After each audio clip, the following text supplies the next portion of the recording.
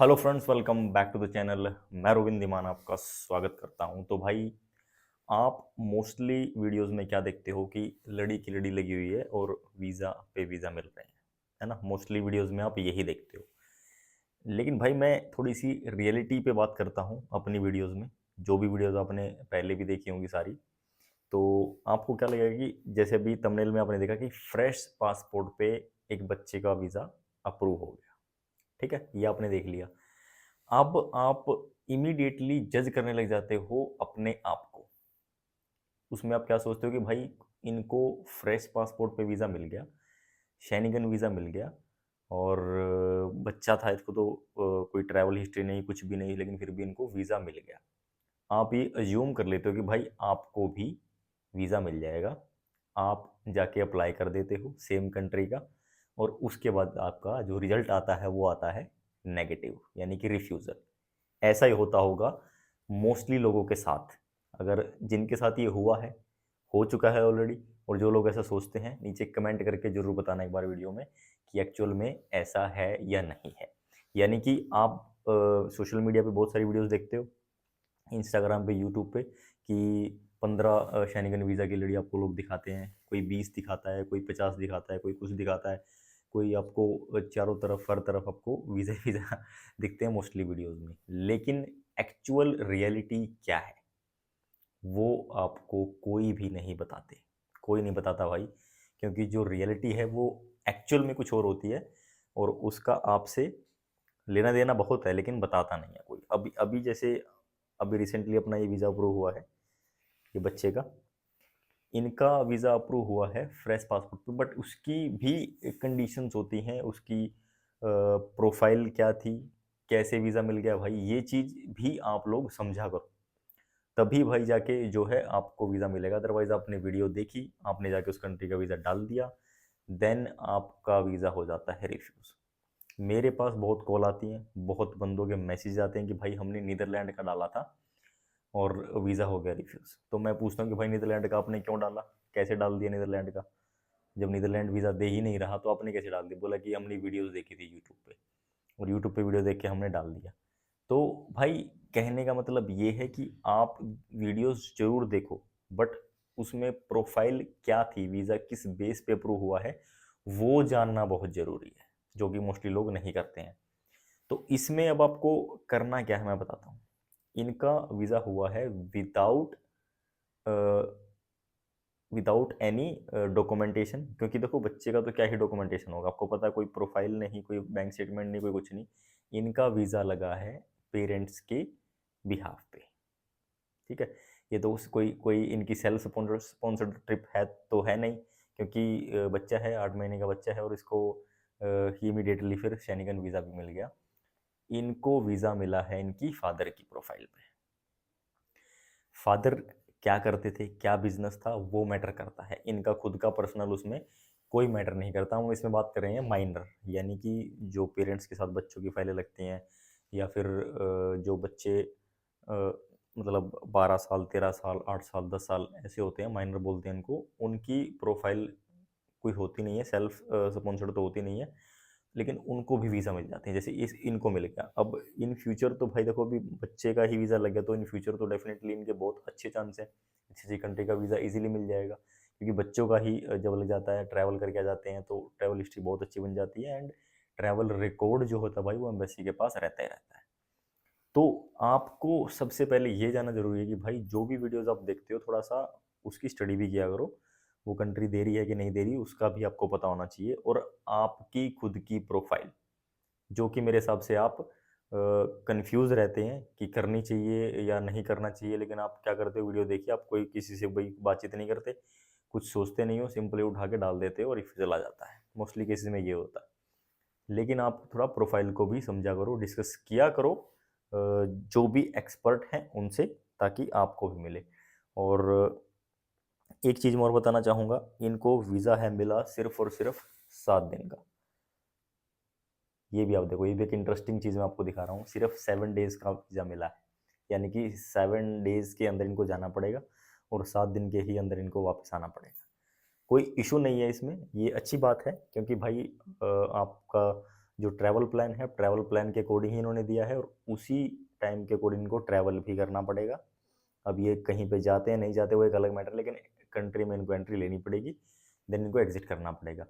Next time जब हम डालेंगे तो डेफिनेटली इनको बहुत ही अच्छी प्रोफाइल के हिसाब से इनको डेफिनेटली मल्टी एंट्री वीज़ा भी मिल सकता है, 6 महीने या साल का भी मिल सकता है। तो ये इनको बेनिफिट मिलेगा इन फ्यूचर।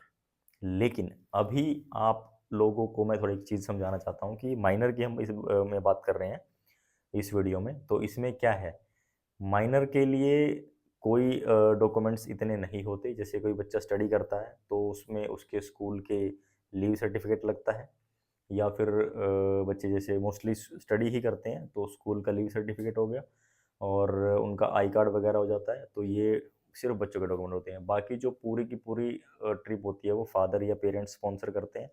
उनके डॉक्यूमेंट, उनकी बैंक स्टेटमेंट, उनकी आईटीआर और उनकी जो भी प्रोफाइल है, ट्रैवल हिस्ट्री है, वो काउंट होती है और उसी के बेस पे बच्चों को भी वीज़ा मिलती है। तो ये आप पूरी अभी जैसे इनके कंप्लीट फैमिली का वीज़ा है तो वो मैं वन बाय वन वीडियो डालूंगा ताकि आपको ये चीज़ एग्जैक्ट पता चले कि भाई आपको किस तरीके से अप्लाई करना चाहिए, सिंगल करना चाहिए, फैमिली के साथ करना चाहिए या फिर बच्चों के साथ करना चाहिए। वो पूरी की पूरी डिटेल आपको मिल जाएगी, वन बाय वन मैं डालूंगा ये वीडियो। 3 वीडियो देख लेना आप, तो आपको पता चल जाएगा। अभी जैसे बच्चे का वीज़ा आप ले रहे हैं, आपको आपको मिलना है, तो उसमें आपको अपने साथ उसको आप उनकी प्रोफाइल जो है उनकी एप्लीकेशन डालो अपनी फाइल के साथ, लेकिन आपकी खुद की प्रोफाइल जो है वो थोड़ी स्ट्रांग होनी चाहिए। सबसे पहली चीज़ ये है। अभी इनका जो मैं इनकी फादर की वीडियो डालूंगा उसमें डिस्कस करेंगे कि फाइनेंशियल वगैरह क्या थे, सारी चीज़ें क्या थी। बट इसमें सिंपली ये है कि जो चीज़ आप देख रहे हो वो एक्चुअल में रियलिटी है कि नहीं है, वो उस चीज़ पे थोड़ा सा फोकस करो। बच्चों के मैं बता रहा हूँ कि कोई डॉक्यूमेंट नहीं लगते हैं। बच्चों के जो 2 ही डॉक्यूमेंट मैंने आपको बताया वही लगते हैं और कुछ लगता नहीं है। इसके अलावा जो पेरेंट्स के सिर्फ वही डॉक्यूमेंट लगते हैं। अब आपको मैं एक चीज़ बताता हूँ जो सबसे ज़रूरी है। सबसे ज़रूरी चीज़ क्या है? माइनर की एप्लीकेशन जब भी डलती है, माइनर की एप्लीकेशन में जो कंप्लीट इन्फॉर्मेशन है वो पेरेंट्स की डलती है और जो कंप्लीट प्लान है वो उसके अकॉर्डिंग दिखाया जाता है। अब इसका ये मतलब नहीं है कि पूरी फैमिली में मान लो कि बच्चे को मिल गया तो पेरेंट्स को नहीं मिलेगा, या पेरेंट्स को मिल गया तो बच्चे को नहीं मिलेगा, ऐसा कुछ भी नहीं है। ये सबसे इंपॉर्टेंट चीज़ है। अगर आपको मिलेगा तो सबको मिल जाएगा, अगर वो रिफ्यूज़ हुआ तो सबका ही रिफ्यूज़ हो जाएगा, यानी कि बच्चों का भी रिफ्यूज़ हो जाएगा। तो ये भी चीज़ एक सोच समझ के आप प्लान करना कि भाई बच्चों का डालना चाहिए कि नहीं डालना चाहिए, क्योंकि अगर रिफ्यूज़ल आ जाता, मान लो कि बच्चे का ही रिफ्यूज़ल आ गया, तो देखो हो सकता है कि वो अब फिर इनकी ट्रैवल हिस्ट्री पे इफ़ेक्ट पड़ेगा इन फ्यूचर। तो ये चीज़ भी आप सोच समझ के थोड़ा-सा प्रोसीड करना कि भाई फैमिली के साथ करना चाहिए या नहीं करना चाहिए। ये बहुत एक इम्पोर्टेंट चीज़ है जो मैं आप लोगों को बता रहा हूँ। और दूसरी चीज़ भाई, ये चीज़ आप भी डिसाइड करना कि बच्चे जैसे आपको वीज़ा मिल गया है, अगर बच्चों का वीज़ा लेना है तो आपकी प्रोफाइल स्ट्रॉन्ग होनी चाहिए। डॉक्यूमेंट्स मैं बता देता हूँ भाई, नॉर्मल डॉक्यूमेंट्स जब भी आप वीज़ा अप्लाई करो, कौन सी कंट्री का वीज़ा ये मिला है? ये वीज़ा मिला है भाई स्पेन का, ठीक है? स्पेन के वीज़ा हम मोस्टली डाल रहे हैं, आप लोगों को पता ही है, वीडियोज़ भी आप देख ही रहे हो। और 7 दिन का ये वीज़ा मिला सिर्फ, क्योंकि फ्रेश ही था और बच्चा ही था।